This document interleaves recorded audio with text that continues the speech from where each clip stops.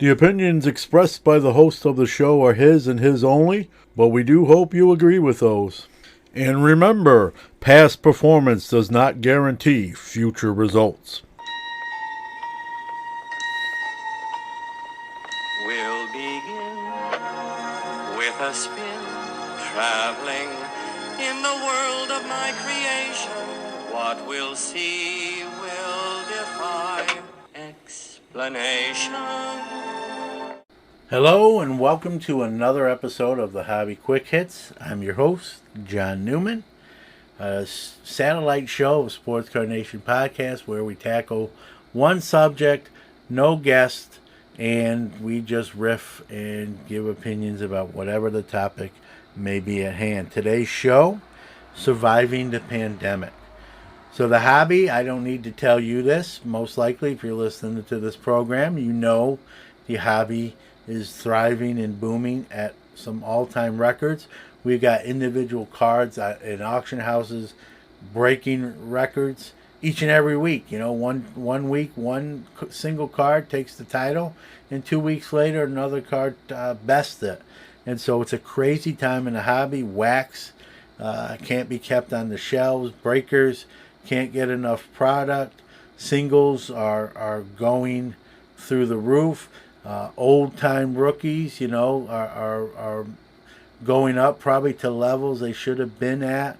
Some of the junk wax era stuff that people viewed as garbage and worthless has made a comeback. 90 Leaf Frank Thomas's, 89 Upper Deck Griffies, and just Griffey rookies in general leap to mind. McGuire early stuff recently has made a bump up, and so everything's, you know, if this was a Beckett magazine, almost everything in the hobby would have that up arrow, right? That black triangle pointing up that we were, those of us that are familiar with Beckett magazine in the day, loved to see so much, right? And the whole hobby would have one big one of those right now. And during a pandemic, during not a nationwide pandemic, but a worldwide pandemic. And I'm an honest guy. And so when this hit in whatever it was, early February, early March, I really thought the hobby could be in for a precipitous drop. Not a crash, but I thought like a roller coaster. I thought, man, we're going to have to hang on because this thing's going down. When I say down, not like down where it's the end, but down, a downward trend. And I was bracing truthfully, for the worst, for a downward trend. And here we are. It's you know, August, and the pandemic's not over, but the hobby is still thriving with no sight of slowdown at this point.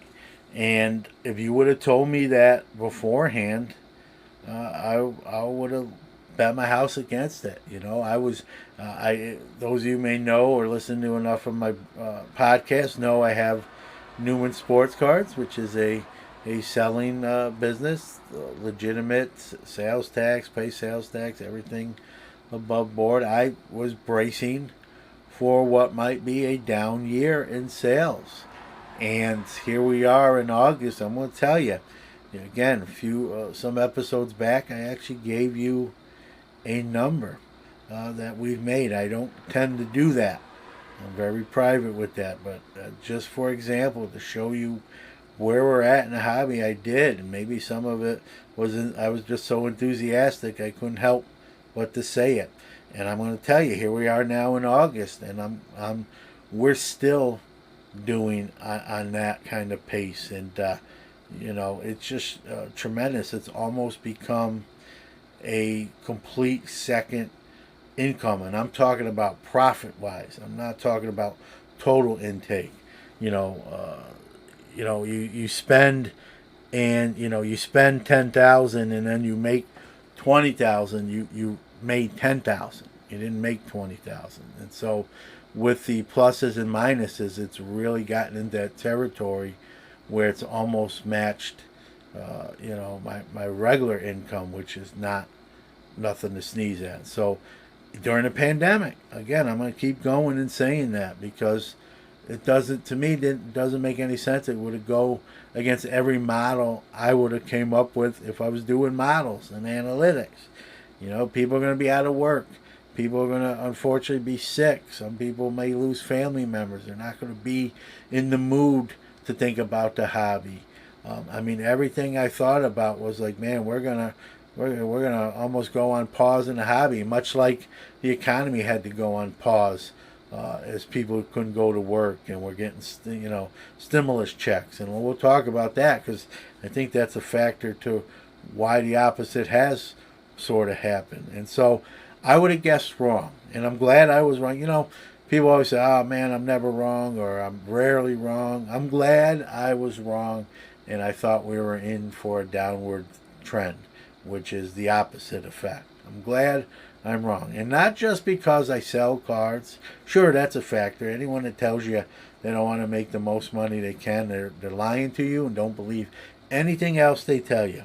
Okay? That's a fact in sales. If anyone says they don't care what they make, that's actually not true. Okay? So we all want to make as much money as we can. Now, money isn't everything. That I'll agree with if someone says that. There are other perks of life besides good old dead presidents, but very important, and we all know that, right?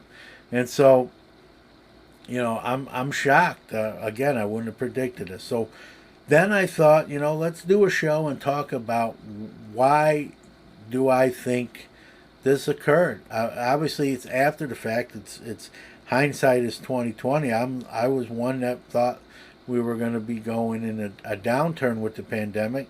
The opposite happened. So now I have to look at it and say, how did that occur? Where was I wrong? What was I thinking that was incorrect, and why? And so let's talk about with this episode what happened. Let's try to break it down. These are, again, just opinions. And like the disclaimer in the open, we hope you agree with them, but these are just my opinions. Let's start with, obviously the pandemic's bad. People have lost their lives. People have lost family members. And that's a tragic thing. And let's start out by recognizing that and saying how horrible, obviously, that is. But, obviously the economy shut down. People were told to shelter in place. And what happened as a result of that? People are home, right? Have more time on their hands to do some things, whether that's go on Amazon, peruse eBay, all the other selling sites for cards, and make some initial purchases, right? They weren't in full panic mode yet. We didn't know. Truth be told, when the pandemic first hit, we had no idea. Matter of fact, President Trump was saying, "Listen, it's not going to be terrible. Hang in there. We'll get through it. I'm seeing what it's doing in other countries. We're prepared for this." Yada, yada, yada, right? So a lot of us, myself included, thought this was going to be maybe a few week things. We didn't know. I'll stick up for myself and all of us. We really didn't know necessarily how bad it was going to hit the U.S. Let's be real. As U.S. Citizens, we sort of have that arrogance, right? Let's be honest. I know you're hearing that and say, "Come on, John." No, let's be honest, right? We sort of have that arrogance. We don't really care what it's doing in Italy, in China, right? We got the best medical people known to the planet. We got the facilities. Those countries are third rate in medical. They weren't prepared. They don't have enough supplies and equipment and ventilators, right? We puff our chest out and say that's not going to happen here. We're well more advanced than those countries, right? We're the United States, right? We all do that at different times or another, and I think we did that here. And so obviously it did hit the country maybe harder than we anticipated. People again are home. But when it first hit, we going back to that, my train of thought. When it first hit, we thought it was going to pass through pretty quickly and everything would go back to norm. So people who initially had that home time, right? They were either furloughed or told to work at home, and we'll see in a couple weeks. Still getting paid, thinking they would just go back to work in a few weeks, and the bad times would pass. So now they're home with that idle time, and they're spending money. Like, hey man, I can, and anyone that tells you, like anyone who's sent to work from home, let's be real, right? You're not doing the same work you're doing at the office when your boss is like, office is your cubicle is in his or her viewing range, right? You're grinding more in the actual office building. When you're at home, you got a lot of things to distract you. You got 6 tabs open on your computer, and only one of them's work related, right? Let's be real, be honest, right? I'm not going to tell on you. You're listening to me right now, and I can't hear you, but I know what you're thinking, right? So man, how did John must be, looking through my window like a peeping top. No, let's be real. That's human nature, right? You're working from home. You're not going to do the same work. And if you're working from home with almost the same production as if you were in the office, I got 2 things to say for you. God bless you. You have maybe the best work ethic in the history of employees, or you're probably bad when you're at work too, and it just translates to home.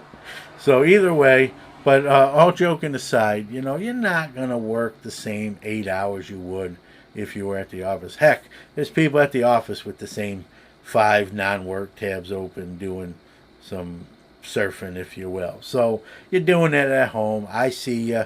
You ain't fooling anyone. Even your boss knows. They're just letting it go. Times are tough, right? So that's, some of that's going on. And so early transactions were good because people figured, this is only a couple weeks thing.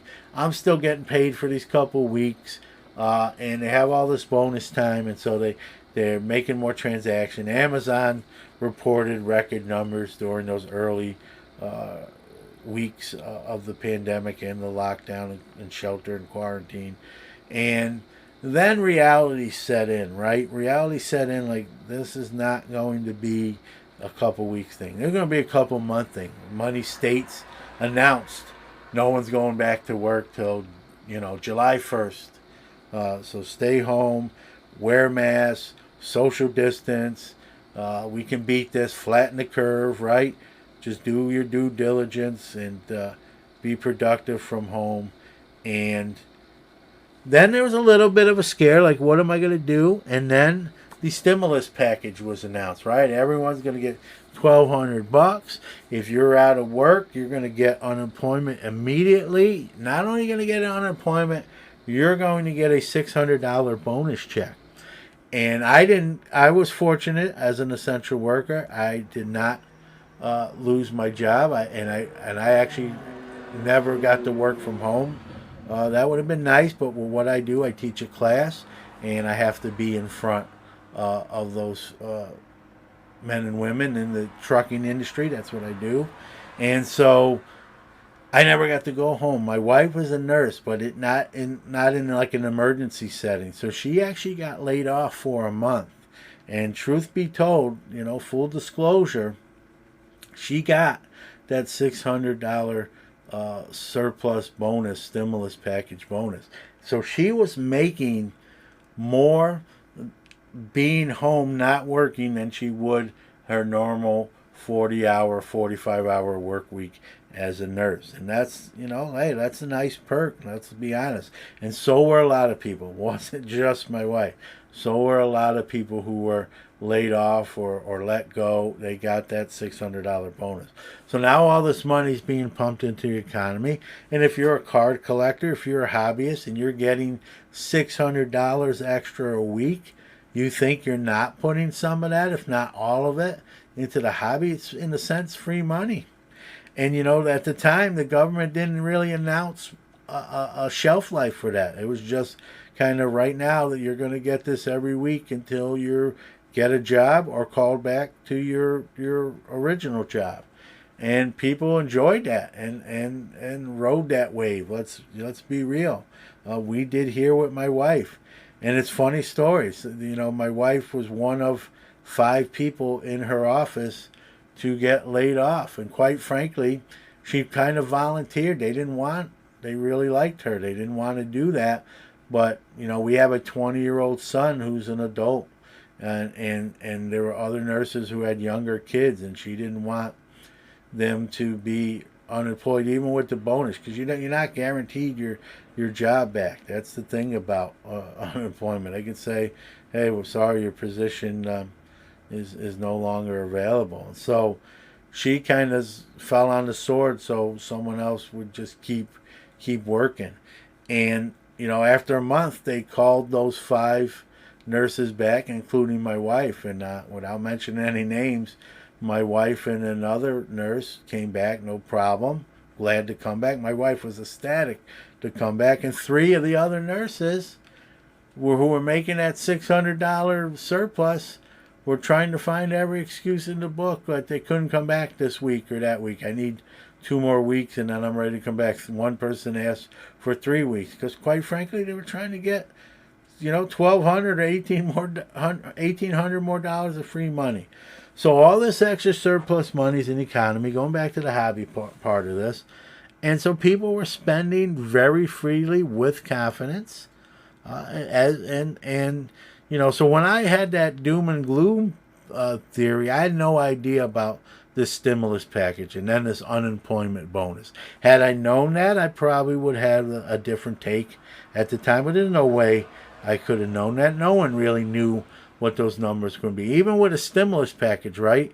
You might say, well, we knew like the government's going to give us some sort of check as to help us out, right? But we didn't know about that $600 bonus for unemployment. And that's huge. That's a big deal. That's truthfully a bigger deal than the one-time, at the time, $1,200 stimulus check, right? That $600 is every week while you're unemployed. If you were unemployed for 2 months, you got, whatever that $3,000, maybe more, whatever. Obviously it's tax and all that good stuff, but it was a good chunk of change. And so the hobby benefited from this money circulating, this sort of free money. I mean, that's kind of what it was, free money.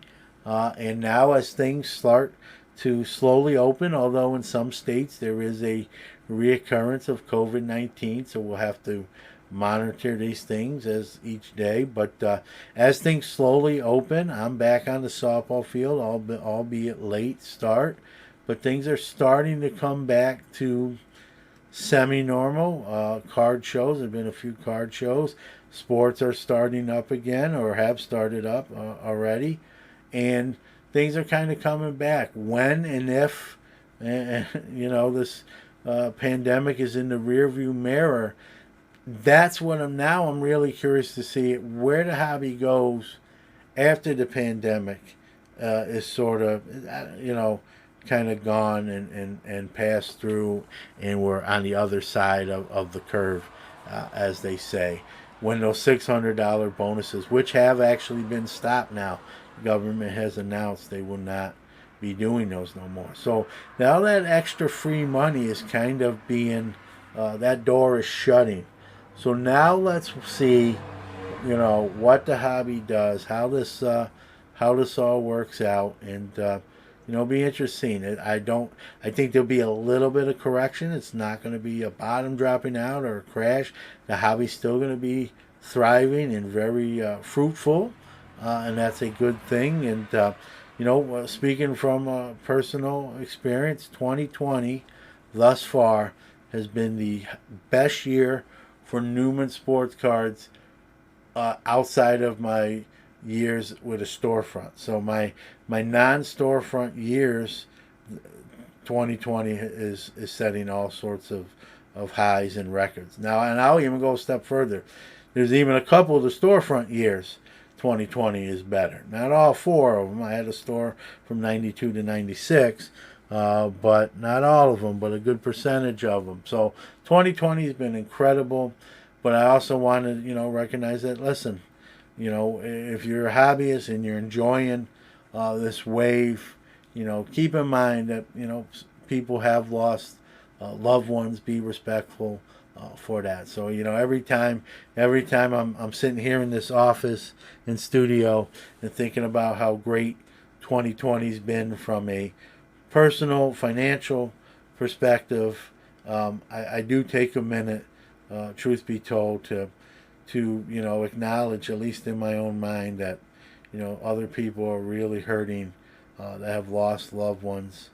Not all old folks. Don't believe all that stuff. Some young people have succumbed to this, and it's tragic. And so I remember those folks. I may not know who they are personally, but while financially it's a great thing, you don't want to see anybody or any family lose someone they love. And so that's the sad part of this whole thing. But on the hobby side, it's definitely riding a wave. So with that being said, we're going to put a bow tie on this, and or a bow, not a bow tie, a bow on this, and wrap it up. If you enjoyed the show, as always, please subscribe. Please give us a positive review on any platform you listen to the show to. We ask you to be healthy, be safe, enjoy the hobby, and we'll see you next time on Hobby Quick Hits. Happy trails till we meet again.